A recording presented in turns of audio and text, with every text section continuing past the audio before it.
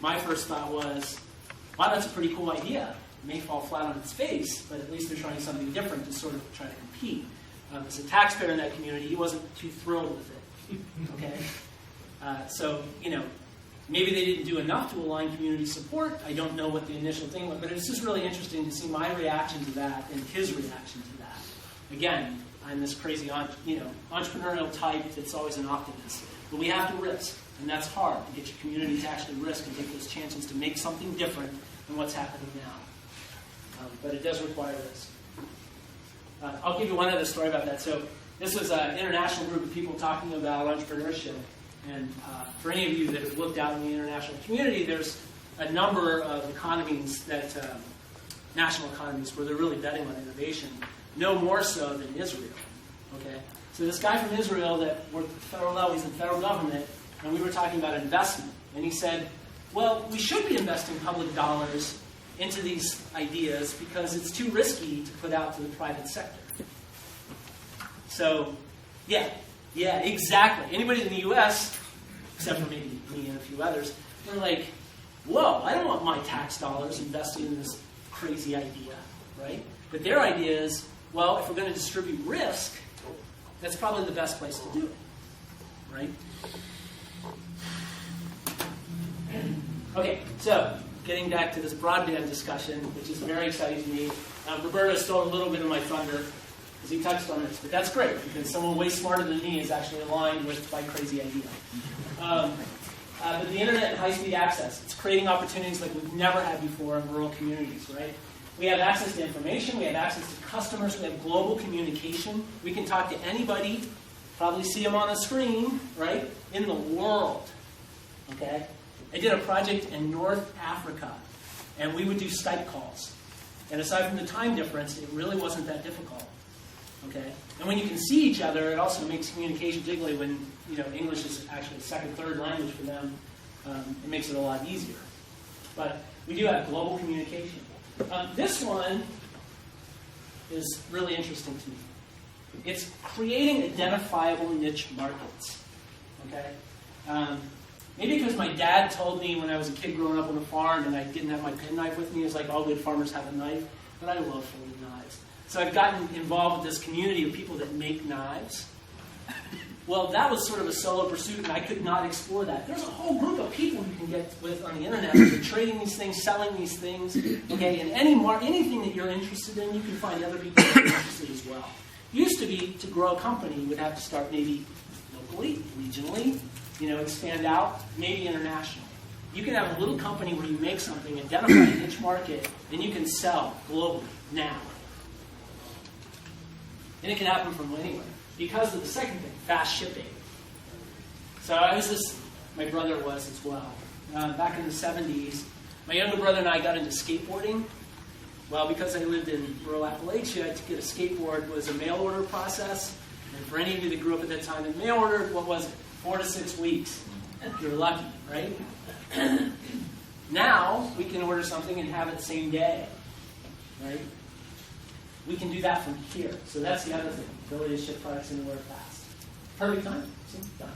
So anyway, lots of opportunity. We talked about some of the infrastructure things. If you don't have an entrepreneurship program and you want to start one, I can introduce you to lots of people that can help you with that. But it is one part of the economic growth equation that should not be ignored. All right. Thanks, everyone. Awesome. Tracy Kitts. Tracy, appreciate you being here. We're going to take a quick break. Again, the restrooms right. It takes to grow this company, literally, and oftentimes did. I mean, the crazy things that we did to support a company was just, at the end of the day, we were community members, and our community members that were sort of really into this. This is a big one, the convener. Okay, I don't know, I can't remember what Roberto talked about, but he did mention Jane Q. Right, Jane Q got it going.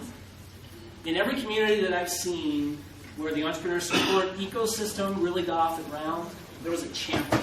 And I mean one person, oftentimes, that really championed that idea and kept driving forward on it. In Birmingham, Alabama, there's this place called the Innovation Depot. You should go there sometime if you're ever in Birmingham. It used to be an old Sears building in the downtown.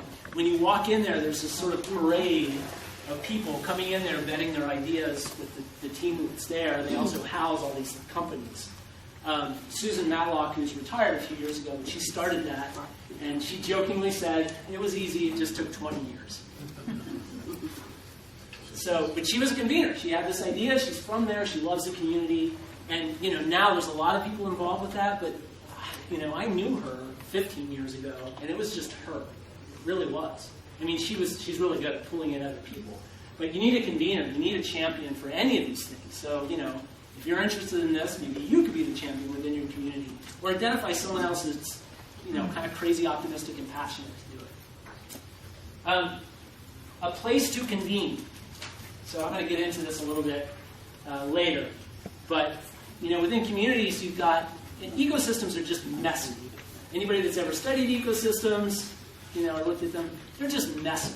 If you think you can just put a, like a fixed boundary on it and say, okay, this is what it is, or all entrepreneur support is this organization, it doesn't work that way.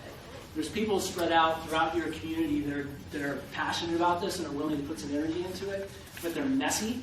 And oftentimes having a place where they can all come together is a big deal. It's a big deal. So, I was talking to Kevin about who all's sort of involved with SOAR at this point, doing different things. Just for time, I'm not going to really go into discussion right now, but there's lots of groups already here. I don't know what each, the listing that I got from Kevin didn't really say how each was working, perhaps, within this environment of, entrepreneurship, solo work, anything that's sort of new venture related. But you do, in looking at your community compared to many others that I've been into, I would agree with Mark that you got it going on. The fact that all of you came together for 2 days to talk about this stuff, that's pretty huge. The one thing that I will encourage you to do, particularly for an introvert, go make sure that you don't leave here without knowing or having at least a word with everybody that's in this room. So if you already know them, and you just want to go and talk to your buddy over in the corner, someone that you already work with, take a little risk. Go and talk to people that you don't know and build this sort of community. One of the things that I will tell you, so I used to work for the National Business Incubation Association, which is now the International Business Innovation Association. But we did this study on rural entrepreneur support. And one of the key findings from that study was you must take a regional approach. And from someone that was in the trenches, that was kind of like, duh. You will not have enough deal flow because a very small portion of our communities are actually entrepreneurs. You can grow that over time, but you're probably starting at a fairly low base level. So you need to open up the mouth of the funnel and really have a regional approach there. You've got dispersed populations, and you've got great technical assistance people throughout that dispersed population, but if you get too small, you're not going to have what you need within that community. Everything about it is basically scale. It's why larger cities have been able to compete, because they have all these people that have skills and ideas that are also clustered close in together. What they don't have, and I've worked in DC for the last 3 years, is they don't talk to each other as much as we do. So, take this opportunity to get to meet everybody in this room, start the network here, be open-ended about it, that's the other thing. So, Mark talked about the importance of planning. I also think that there's sort of, this sort of organic thing that happens when you get to know each other and trust each other. You maybe just be talking about your family, but then you find out hey, that person's a musician, and they know this, and the next thing you know, you've got a guitar company. I don't know what it is, but, talk to each other and share ideas and get to know each other and trust each other, and, just form those trust relationships. But if you do have a good group here, if you're not on this list, talk to Kevin. It'll get you on the list. This is really important. So I talked about the importance of the place. Oftentimes when we talk about entrepreneur support, there's this confusion between place and program. Okay? Unfortunately, I've seen a lot of business incubation programs that are just cheap rent space. Now, oftentimes it's not their own fault. They got money for the building. They don't have any money for programs. Okay? The good, and I'll just get into this a little bit, but a good analog is a university. Okay? What makes a university is not the buildings, though that's how we identify it. It's the programs. It's what's going on inside of them. So where I said it's really important to have a place to convene, Oftentimes having something sort of solid and concrete within the community that represents entrepreneurship can be really cool, but if there's not good programs within it, it's failed. I've seen some rejuvenated because they get the right champion in and start pulling in the right partners and they rejuvenate them, but unfortunately in a lot of small communities, they just become cheap rent places. And for someone that was in that industry for a long time, I know they're hard to sustain over time. There's a lot of challenges to it, but you have to have good programs to have good outcomes. So, place or program. So these are the places to convene programs. Okay, business incubators, innovation centers, accelerators. The name game continues even within this industry or profession. People are looking for a marketing differentiator. The way that I would define a business incubator is you select clients, you provide comprehensive business assistance to them. I often phrase that as any damn thing that business needs to succeed. You have someone that knows something about the startup process that's actually running the thing. I will not name names, but I got a call one time from this young woman who said she was running a business incubator and she was looking for information, so she was doing the right thing, right? I started talking to her a little bit more. It was a university-affiliated program. She was a grad student doing it part-time. And by the way, her major wasn't even business. So, that's probably not the best recipe for success. And they graduate companies, so that's the last thing. So they might have whatever they have on the front of the building, but those are the things. They select people with good ideas that have the potential to succeed, comprehensive business assistance, run by someone that's a professional and knows something about the startup process. And then the final thing is graduation. At some point, those companies move out to make room for the next company coming in. Think about a university that never graduated anybody. I think the university analog is really a good one for these processes. So those are places. I put, hey, what about SBDCs, co-working spaces, makerspaces, fab labs, they're all relevant. SBDC is somewhat constrained. I have lots of friends that run SBDCs. It's an entirely wonderful service, but part of the issue is they have to work with anybody that walks in the door, so they cannot be selective. And oftentimes, they're sort of buried in paperwork. If anybody's here from the SBA, you can talk to me afterwards. I think a lot of people within the SBA and certainly the SBDCs and TDCs know that there's some challenges here, but they do provide really good service. But they need to be part of a larger system. Lots of different names for these things. If they have programs and they actually bring people in and they get companies out and they're actually creating this sort of culture of entrepreneurship, they're all good. Oftentimes they all work together. Sometimes, particularly in smaller communities, unfortunately they start competing for resources rather than partnering. I used this phrase a little earlier. It's important in this world to hug your haters. So, if you're fighting internally for those things, it's not between you and someone across town. It's not, particularly in our smaller communities. We're competing with the rest of the world. How big do we see our community? I mean, if we're just like banging our heads together in these smaller communities, and someone's got to stop, So someone's got to look up and quit punching the other person and say, okay, what are you trying to do? Let me try to understand what you're trying to do, and let's partner. Let's do that. Because we're competing against the rest of the world. Programs can take place in any place. So the programs are what's important. Here's a whole list of different things that happen within the entrepreneurial support community. People familiar with some of these things? Seen mention of it. One of the things that I'm just going to talk about, one of my pet peeves. At some point, somebody has to try to sell something. Okay? So I've seen lots of business plan competitions where I've seen tremendous business plans, but then they go and sit on the shelf and they make it go to the gold star. Like, yeah, that business plan is great. At some point, someone's got to risk. Someone's got to do something with that. Within the consulting world, you get that with reports. I produced this really beautiful report, and I told you everything about your community, but what are we going to do with it? Right? Mark and I have talked a good bit about that, about implementation. It's an important part of this. With a lot of our entrepreneurship education, that sort of thing, it just ends there. Right? And so, moving it to the next step, let's test this, maybe even on a small scale. Let's see if we can sell it. Let's see if we can move it forward. But anyway, lots of different things. Those programs change all the time. So I've been in this world for 20 years. Those change all the time. And again, everybody thinks they have the latest, greatest idea. Lots of times it's innovation, which is just incremental, some improvement on some testing, but important to note that. This is a slide we've used a lot.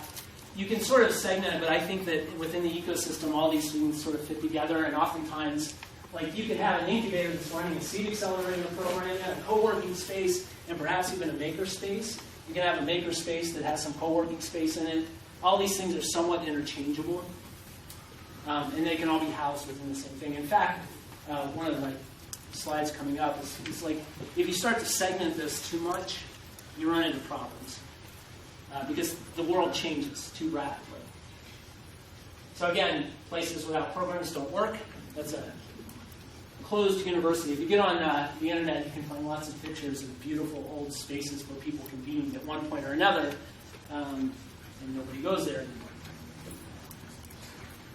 Okay, so tips for creating the ecosystem.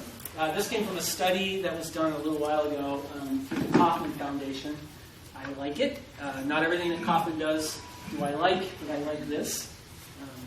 I love the Kauffman Foundation, but they contract out research from a lot of different researchers, and if you've been in the trenches for a while, oftentimes the researcher missed some key things. Just presence. Where's that money going? Not to your local economy, not even to your local shop, right? So because of this sort of globalization and this ease of transaction, with the global economy, more and more of our money is going outside of the community, right? So if we've got more leakage because of technology, then we should be using technology to start to, push that out and create more small economic base. Even our local businesses should be thinking, how can I sell outside of my local economy?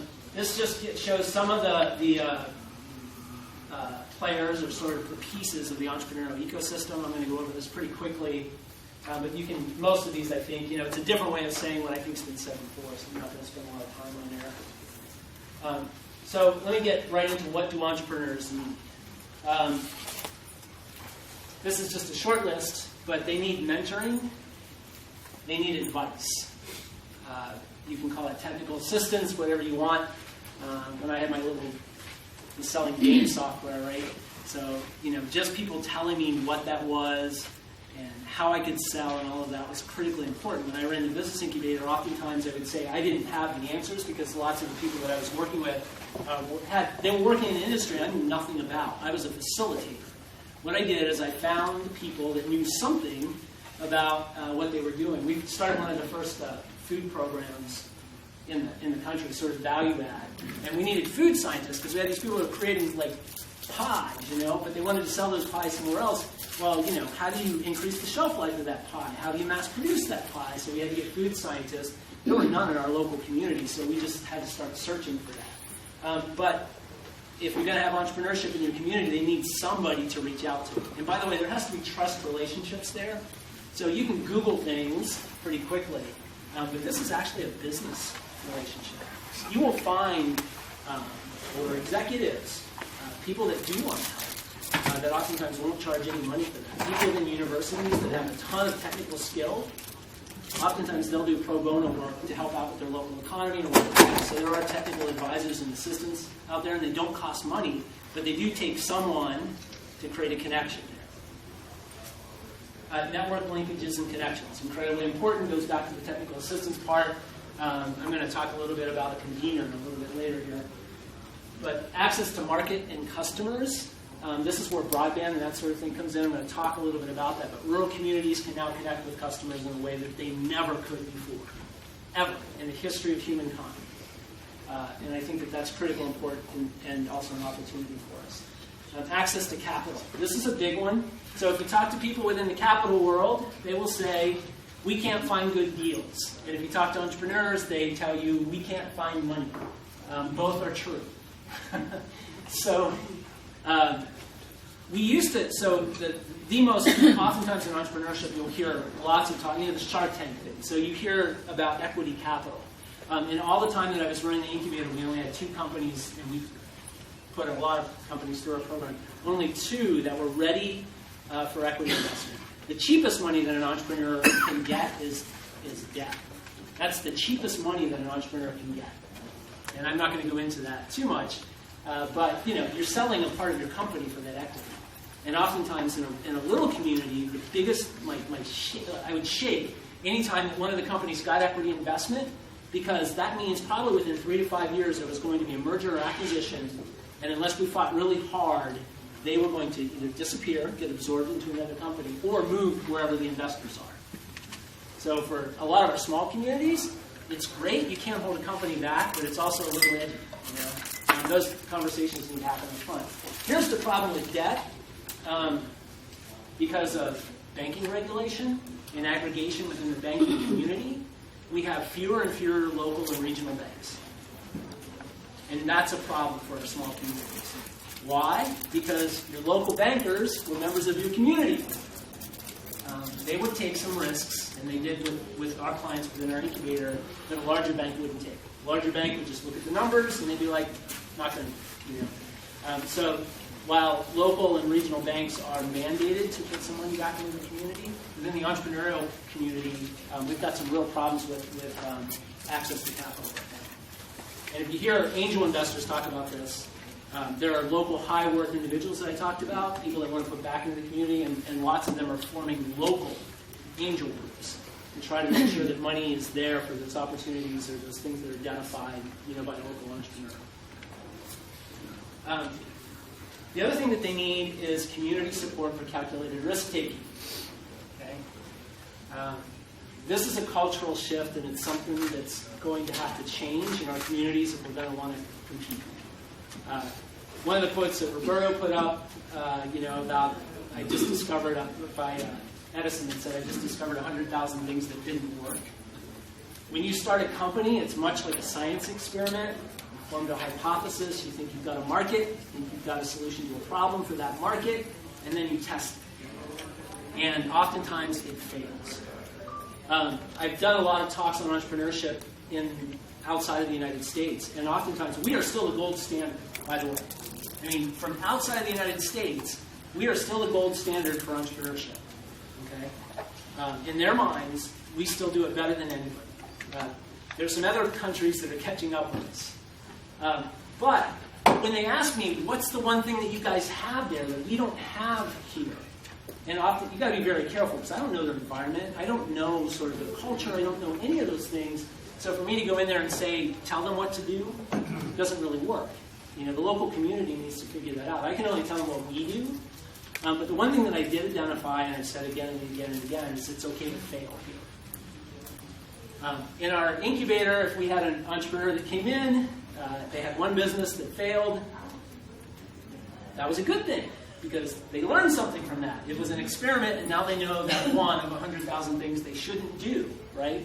So actually, we consider them less risky than someone coming in on their first venture. Many other places around the world, even in Europe, that's not the case. You won't get any community support, you won't get any money, and if we're going to actually try to create new ventures, we've got to take some risks. It's a risk, right? If anybody tells you otherwise, they don't know what they're talking about. There's huge risk in starting a new venture, and any of you that tried it know that, right? We still have that, but I can say in many rural communities, we don't have a culture for that. It's not what I've experienced, at least in where I grew up, and I've heard that from other communities as well, and that's a cultural shift. So when you build this ecosystem around entrepreneurship, and you start to put some players in place, and you start to talk about it within your educational system, and within local government, and community leaders, and you're actually celebrating these crazy people that are taking those risks, all of a sudden other people are more willing to take those risks. So partners. Notice cap letters at the top, entrepreneurs. When I first started at the business incubator, they had this grand idea, dreamers, certainly, that started it. I came in after the fact, or soon after the fact. But they hadn't identified any entrepreneurs within the local community. So who are we going to work with? Our doors are open. We'll help you. Nobody's coming in the door. I went out to the local business community. I was trying to, it's about survival again. So lots of these things are entrepreneurial in their very nature because they have to be quick moving in order to work, entrepreneurship programs. But I just went out and went to the local businesses, the ones that are already there. and started asking people, what would you need to do to double the size of your business? What would you need to do to hire 5 more people? What would you need to do, what's your other new business idea that you had? And our early entrepreneurs within that business incubator were current business owners that had a new idea that they wanted to try out. They wanted to expand their business into a different product line, or they wanted to try to sell regionally or statewide or nationally. So that was where we started. So in economic development, we talk about business retention and expansion. That takes some sort of entrepreneurial spirit off it to get people to take it to that next level. And we certainly ran into a lot of people who's like, you know what? I'm doing what I do. I'm my only employee, and I'm happy with that. Well, they weren't a good client for us because we had an economic development goal of creating jobs. So we would support them, by the way. So if they needed technical experts or things like that, because an employee won, right? But we were really focusing on those businesses, not that we're going to grow to 500 or whatever. We've had some successes, but we were really focused on just incremental growth. Can you incrementally grow and create more employment opportunities within the community? Technical assistance providers, which I mentioned before, local regional banks going away, that's a problem. Angel investors, high worth, we didn't have an angel network. Probably most of you don't either.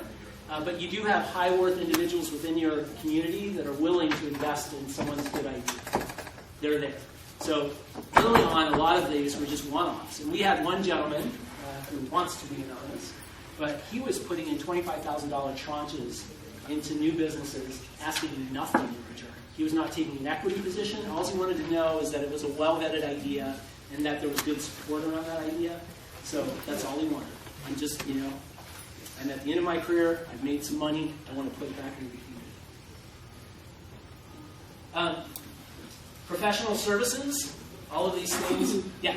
Quick questions. So for that individual who was putting money into these businesses, was that person investing in the idea or in the person? So that's a good question, Stephen. So that comes up with, if this was a group full of people in the entrepreneur support community, that question comes up frequently. I invest in the person. The one thing that I learned within about 2 years of being in the incubator is that I was really, really horrible at judging whether or not an idea will make it. Now, I did ask to see some market analysis. I did ask to, have them present the problem in a way that made sense to me and our coaches and the people there. But at the end of the day, the only thing that I asked of the entrepreneurs is a couple of things. One, they always needed to be working harder on their business than I was, or the other people in the incubator. And believe me, first off, because I would get so invested in these ideas, so I would be there at 10 o'clock at night, and the owner's not there. And so, so I made that rule. You have to work harder on your business than I'm working on your business. And then the second thing that I would ask of them is that if we aren't providing value from the entrepreneur support perspective, whatever it is, technical assistance, access to capital, whatever you need, and you're telling other people that we suck essentially, and you're not telling me that, then I don't like it. So tell me first, and we'll try to fix it. And we were nimble, relevant, favor incumbents less. So what that means is make some room for the new idea. I was just talking to a friend of mine who's a little younger, and he's a Mason. I don't know if anybody, my dad was a Mason. I'm not, much to my dad's chagrin. He was talking about, the middle's not there. They have all these older guys and younger guys want to change things. The older guys are like, don't you screw it up, So, and finally, he said it was a big thing for them to say, you know what, we know you well enough now. We don't really know what you're doing here, but we're going to let you do it. So favor the incumbents less. Make sure that there's some room in your communities for the new ideas. By the way, anybody that's sort of benefiting from your economy as is not going to be a champion for change often, right? None of us are. If I'm making a bunch of money in my industry, and all of a sudden you want to disrupt my industry, I'm not going to be very happy about that. That's human nature. It doesn't mean they're bad people. It's just, that's what we all do. Talk to entrepreneurs and listen. Oftentimes these programs get started up, and when I've gone out and talked to other people, I was like, so who are the entrepreneurs in your community and who's involved with this process to develop this program? And they can't name one name. Or they'll give me generalities like, well, there's people working in the healthcare field in our community. I'm like, no, I want a name. I want Chuck who's doing that. Or, Betty. I want names of people that that are in the community and what they say are their challenges. Because if you develop a program, much as you all know, Develop a program where you don't have customers, it fails. So, it's another startup that fails. Map the ecosystem. Oftentimes, the new program comes in with the great ideas, and they may not know who's already in the community doing what. And oftentimes, that makes for some hurt feelings. And also, it's not very efficient to recreate the wheel, right? But it's kind of amazing, even in smaller communities. Oh, I didn't even know that you were doing that.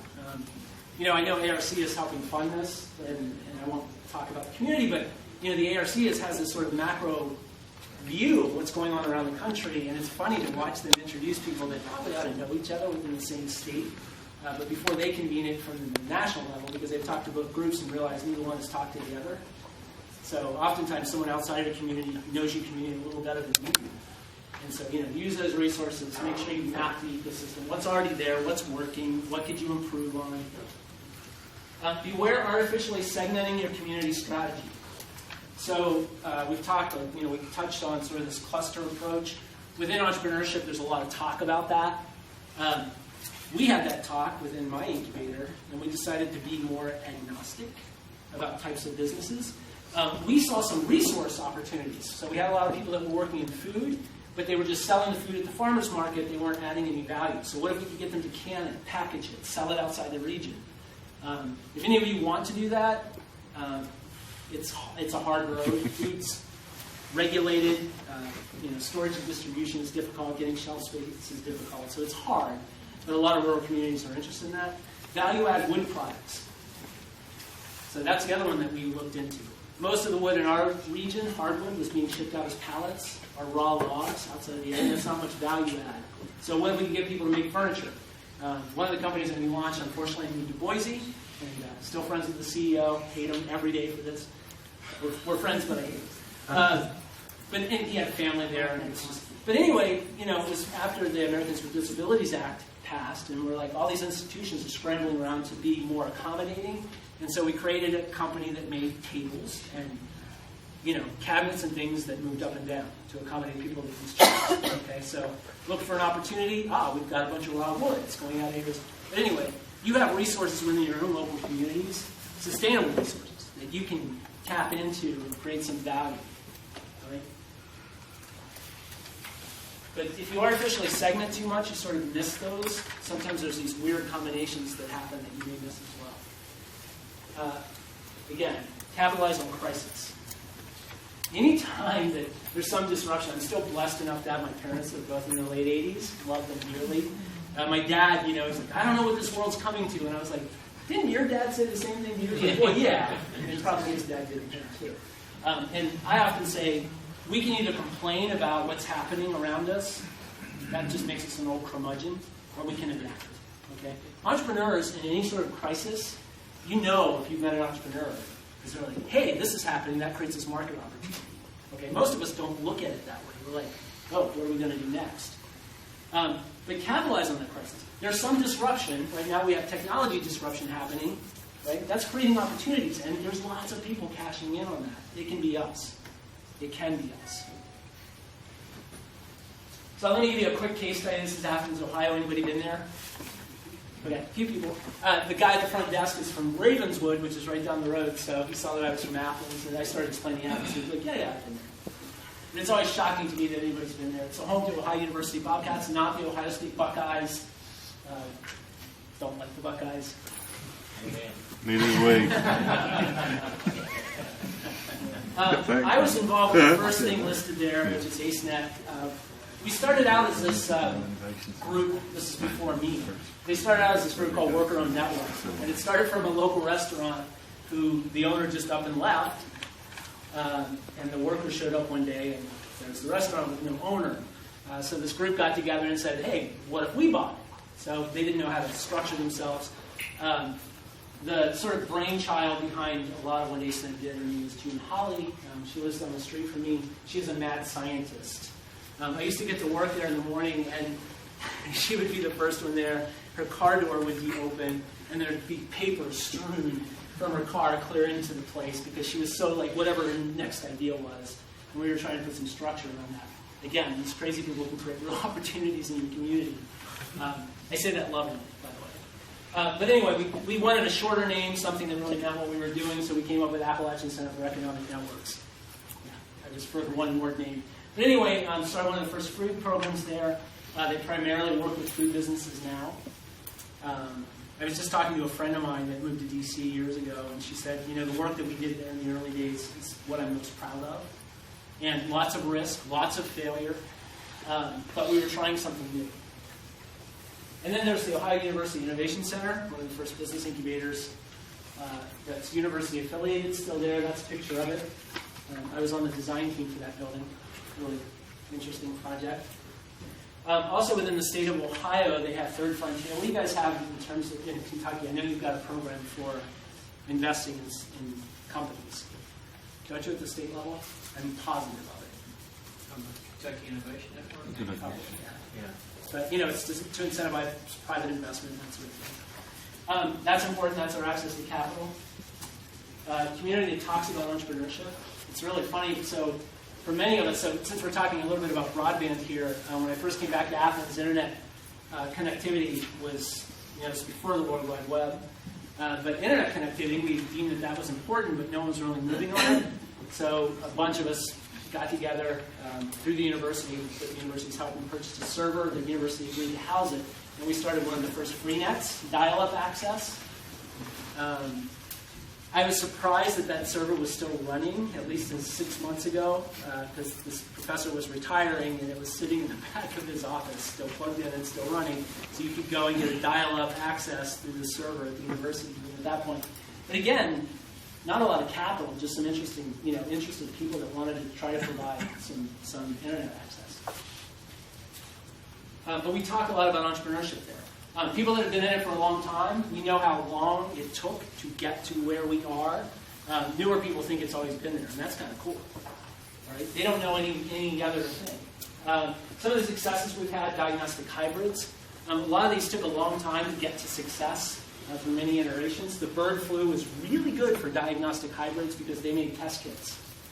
So they were able to expand their market. They sold to Quidel out of Silicon Valley, but we kept them in the local community, which is really cool. EdNap, I actually work with EdNap right now. I'm not going to go into that, but we're a technology company in a rural community. In fact, where we are is just a little north of Athens. We have a trailer park across the street. We've got some abandoned houses. We have a community that looks like a lot of places I've seen in rural America, but that's happening there because there's community members that are invested in that community and want to make something happen. Third Son. So a friend of mine was building a house where we put some solar panels on it. There was no certified installers. He got certified, and then other people were like, hey, will you work for us? And then he just grew a company out of that. So again, his own personal problem became this company. They call it Third Son because they've got 2 boys, and it's kind of a play on words. It took so much of their attention that they call it their Third Son. Frog Ranch, they're a food company, Milo's, they make salsa and that sort of thing.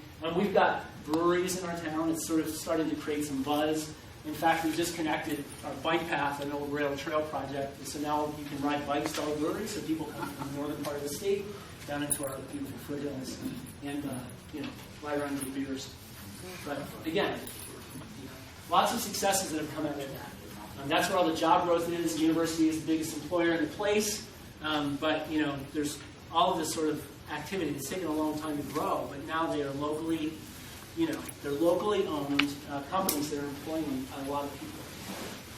So then we've got about 80 diagnostic hybrids, about 450 people. Third Son employs about 65 people. None of these are massive, but when you're talking about a small rural county, this is significant in terms of jobs. Some challenges to entrepreneurship. It's a slow slog. How many of you are elected officials?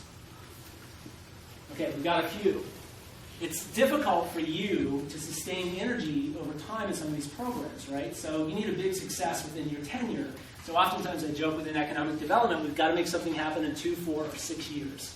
Okay, that's not a criticism. It's just a reality, right? This is a slow slog. So you need other community members and sort of set up the system that is not just your champions that are elected officials to keep this going over time. You do need community champions. Every community I've ever seen, there is a small group of people that make this happen. Right? They're the people asking the questions, trying to align resources, networking. You need those champions. You need great partners, and there are partners at every level. There really are. Again, we are the gold standard in the world, but you've got people at the federal level on down that will support these sort of initiatives. I love to say that this is not a bipartisan issue. Economic development is not a bipartisan issue. Tactics might change, right? But no one disagrees with the idea that we've got to create jobs within our communities. It requires community members that will take risks. So I was sitting at a bar, eating dinner and having a beer, and this guy sits down next to me, and he's talking about his...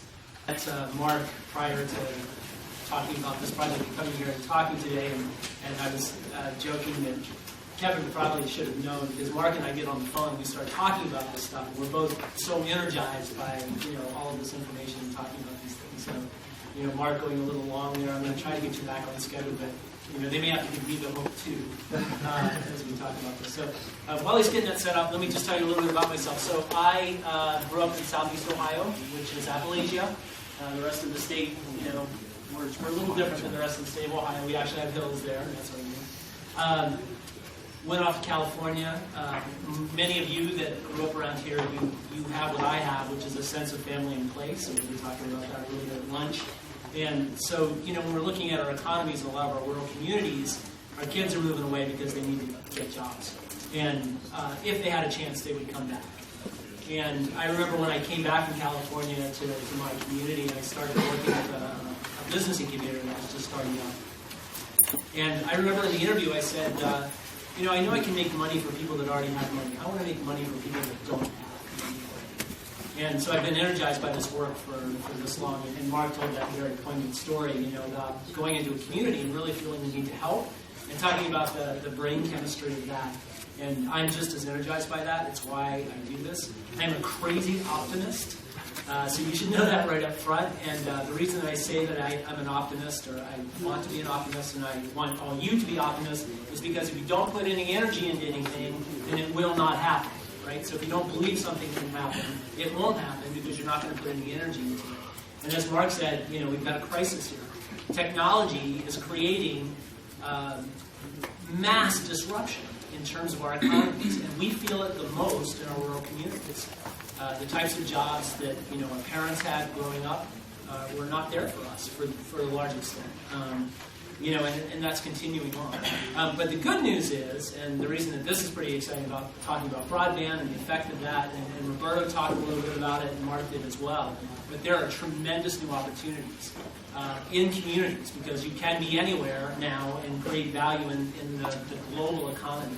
And so, 10 years ago, lots of things that you're doing here and that we're doing in our other communities, rural communities, couldn't have been done. So I was just talking to the two gentlemen out there from BitSource, right?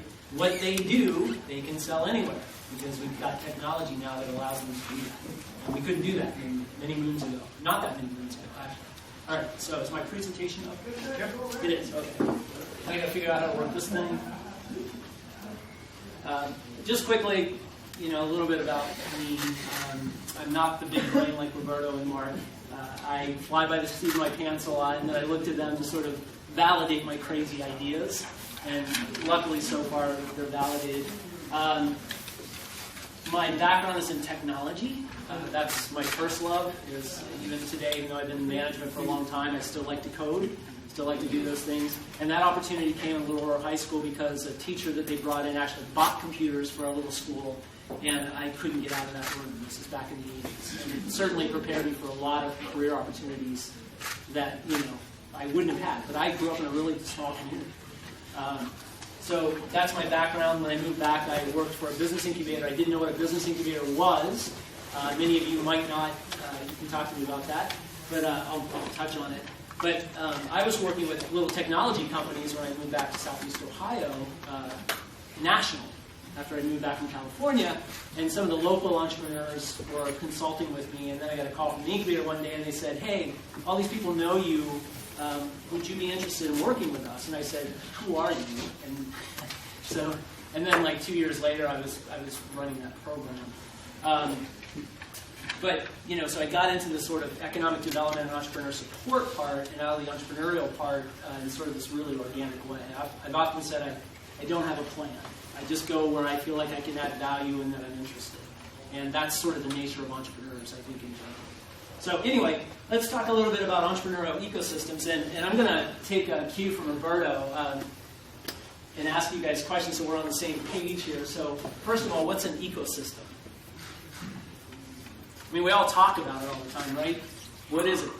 So in terms of nature, they say that there are producers, consumers, and decomposers, right? So I don't know sort of what the human analogy is for that, but an ecosystem is basically a group of people and resources that depend on each other in some way or another. So one piece kind of falls down, it all kind of falls down or it changes, right? So what is an entrepreneur? Anybody got a guess or a definition? A producer. Yeah. So the sort of textbook definition of it is someone that takes the financial risk. I say someone that takes more than ordinary financial risk. Entrepreneurs, by their very nature, everybody says they're trying to get rich, and maybe they are, but I know most of the entrepreneurs that I've worked with, they could care nothing about that. In fact, they'll throw every dollar that they have into trying to solve a problem that they think other people have. The difference between most of us that have great ideas, and you've probably seen someone else who will profit from your idea, is an entrepreneur takes a chance on that. So they put resources into it, they think they've solved a problem that other people have, and now they're going to create a mechanism to sell that to somebody else. I know about the community that I grew up with, or in, is that lots of people had good ideas, they would not sell it. Or they were almost embarrassed to sell it. So my in-laws still have a farm, and I'm often talking to my mother-in-law because she has these great ideas and she's producing something and then she sells them really cheap to the market or she gives it away, right? So that's a cultural thing that we all have to watch out for in a lot of our rural communities. We do tend to want to help each other. We've got each other's back because there's nobody else there to help us oftentimes. But an entrepreneur is actually going to put a dollar value on that and try to sell it. Okay? So that's a little bit different between like making something and actually taking an extra step. And there is financial risk to it. My oldest brother, who's also entrepreneurial, went from a really nice house in Colorado in the next year because he put it all in. He was living in a tent in a nice park in Colorado. He's since recovered from that. But entrepreneurs take these crazy risks. And oftentimes, people in rural communities, we don't support much risk-taking. We don't. We just don't. And that's we talked about culture, and that to me is one of the challenges that we have in our more rural communities, is that we don't support those crazy people that are taking risks. What are they doing? Risking their family's livelihood and all that to do something different. I would contend, Mark mentioned this a little bit, I think Roberto would agree, is that if we still keep doing things status quo when the whole world is changing around us, we're going to fail anyway. So I'm going to support risk-taking, calculated risk-taking. Okay, let me get into this. So an entrepreneur is someone that takes a greater than usual financial risk and actually tries to commercialize something, put it in the market. The ecosystem is what supports that sort of activity. Is it important? So I know when Roberto asked how many of you have entrepreneurship programs, I didn't see too many hands come up, but he also made the case that we ought to be doing this. And Mark said that we bash each other. I don't bash what I call a more traditional economic community or economic development community where they're trying to attract large companies. If you can get a large company to come into your community and create a whole bunch of jobs, you should be doing that. And every other community is trying to get that done. So if you're not doing that, then you're falling behind. But you can't put all your eggs in one basket. And I'll talk about why it's important to sort of grow from within as well. But anyway, entrepreneurship does matter. So this is from the GEM study, Global Entrepreneurship Monitor. They look worldwide and they look at national economies, essentially. That there's a 70% correlation between entrepreneurial activity and economic growth. Those countries that have a lot of entrepreneurial activity tend to have economic growth. There are high levels of entrepreneurship equals above average economic growth. So the more innovative places, and some of them are very resource restricted. So, in economics, they always talk about the Asian tigers and that sort of thing. These are countries that don't have a lot of natural resources or anything, but they still have been able to compete on the world economy. But high levels of entrepreneurship, innovation, high levels of growth. Higher levels of entrepreneurship equals stronger, more competitive economies. Why is that? Anybody got a guess? Is it diversification of the economy? You got it, right. yeah, you got a bunch of crazy people out there coming up with new ideas, trying to solve whatever the modern problem is. You can tend to have more diversification within your regional or local economies, and that means it's more resilient, right? So all of those things, GEM, I go to that frequently. It's been substantiated by a lot of other groups as well in terms of the effect of entrepreneurship. Here's some things that, and this is my list, okay? But it creates jobs from within. So you can go and try to attract an employer to your community, and you should. That's going to produce a lot of jobs in the community, in particular those economic-based jobs. But when you can, if you can create jobs from within and get that mindset and try to create this culture, and it takes time. I want to talk about a case study a little bit later. But from within means those companies stay there. Okay, so Roberto was talking about Kodak and the first digital camera, but Kodak is in Rochester, I believe. Why did it stay in Rochester all those years? Because that's where it started. So companies tend to stay. They may branch out. They may go into other communities, but they tend to stay. Their base tends to stay in the communities where they were created. Creates a locally owned economic base. So I just, full disclosure here, I'm only working with IEDC now on a contract basis. So I took a job with a tech startup back in my little community in Southeast Ohio. If Amazon gets into our business, we're going to be crushed. We're hoping that we will grow it to the point where that will not happen. But it's locally owned. Why is it in Southeast Ohio? Because there's a whole bunch of us that are involved that are from Southeast Ohio. We want it to be there, and one of our goals is to create jobs in the local economy. It diversifies your local regional economy, which I mentioned. It attracts outside investment. So in the company that I'm working in right now, we've got outside investment that came from outside the region. We brought money in. Creates a network of high-worth individuals. Future investors that have some stake in the local community. So if we're going to have internal growth, that's important as well. And it prompts social change. And I'm going to get into this a little bit later because the case study is my community. And then, Mark talked about this, Roberto mentioned it as well, but I said rural startups must sell outside of the region. We talked about economic base, right? That's the definition of economic base, is that there's another reason. We've also talked about leakage, money that's created in your local economy that then gets spent outside.